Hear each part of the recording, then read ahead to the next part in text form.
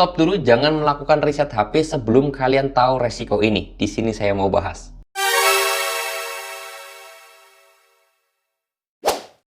Assalamualaikum warahmatullahi wabarakatuh teman-teman semuanya. Pada kesempatan video kali ini saya ingin membahas resiko ketika kita melakukan riset HP padahal kita sendiri sedang galbay di aplikasi pinjol. Nah, apakah ada resikonya? Jelas ada. Oke, makanya di sini saya mau bahas buat teman-teman semuanya.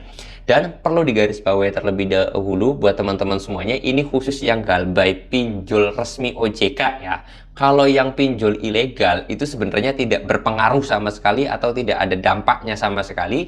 Karena kalau pinjol ilegal itu mendapatkan data pribadi kita bukan dari HP-nya, tetapi dari emailnya. Setiap HP itu pasti ada email nih, biasanya di belakang sini ada email. Nah, pinjol ilegal itu mendatanya dari email. Jadi kalau kita riset HP sampai 1000 kali pun, 100 kali pun, itu percuma aja, data pribadi kita pasti terkena atau data pribadi kita itu pasti jebol oleh pinjol ilegal, teman-teman. Ini pinjol ilegal. Nah, kalau pinjol yang resmi OJK itu tidak bakalan bisa mengakses email kita. Artinya cukup sekali riset data kita mungkin semuanya bisa kehapus dan nanti tidak ada akses lagi ke kamera ataupun apa, itu tidak ada, teman-teman ya. Perlu digarisbawahi terlebih dahulu.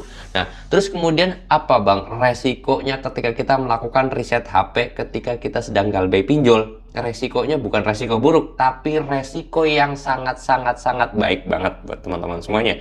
Kok bisa? Ya, karena saya sendiri jujur apa adanya aja, sering banget merekomendasikan dan sering banget bilang segera riset HP, segera ganti nomor ataupun ganti nomor WhatsApp.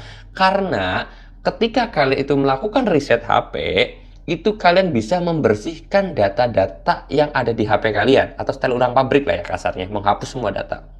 Dan perlu digarisbawahi, ketika melakukan riset HP itu disertai juga ganti nomor WA, ganti nomor telepon kalian ya. Kalau nomor WA dan juga nomor HP kalian tetap aja, ya sama aja bohong gitu.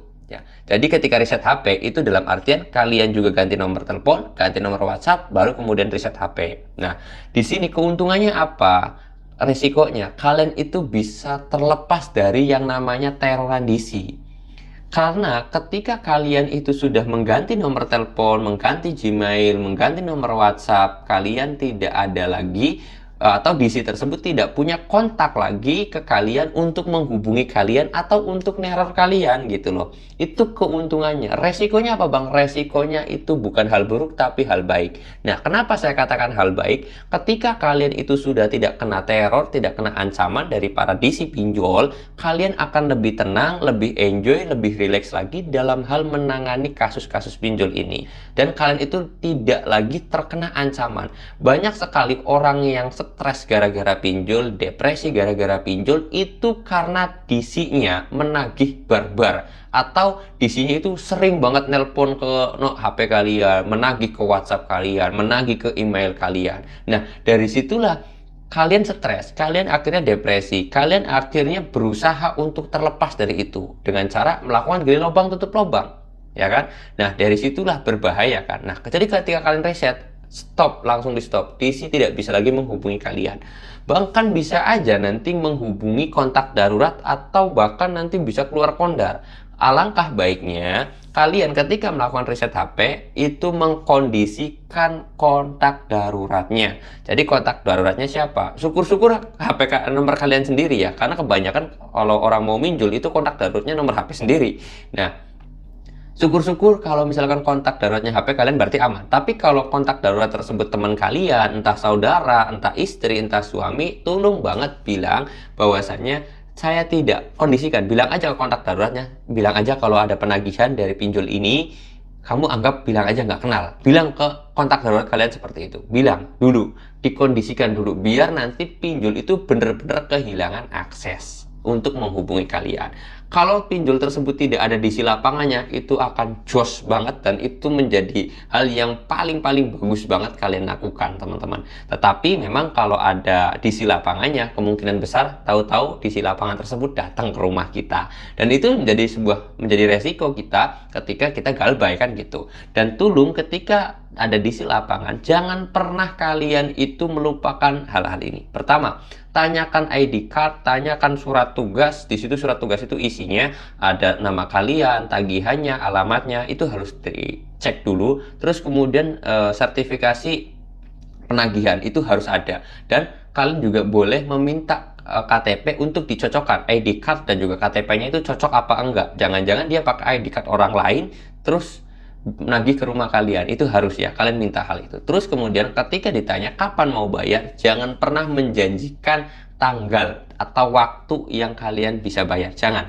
Contoh kalian, ya udah nanti bulan depan saya bayar. Jangan pernah, karena bisa jadi DC tersebut datang lagi. Kalian harus jawab, saya akan bayar kalau saya punya uang. Kalau saya punya uang 100 juta besok ya saya bayar hutangnya. Bilang seperti itu. Nah kalau nggak ada, ya nggak bakal saya bayar, orang nggak ada. Bilang aja seperti itu. Jangan pernah juga minggu depan saya bayar, tanggal sekian saya bayar. Jangan pernah bilang kayak gitu. Pokoknya kalian harus bilang, saya akan bayar kalau punya uang. Kalau punya uang nanti sore, saya bayar nanti sore. Kalau punya uang besok, ya saya bayar besok. Kalau saya nggak punya uang tahun depan, ya sudah, saya sampai tahun depan nggak saya bayar, gitu aja.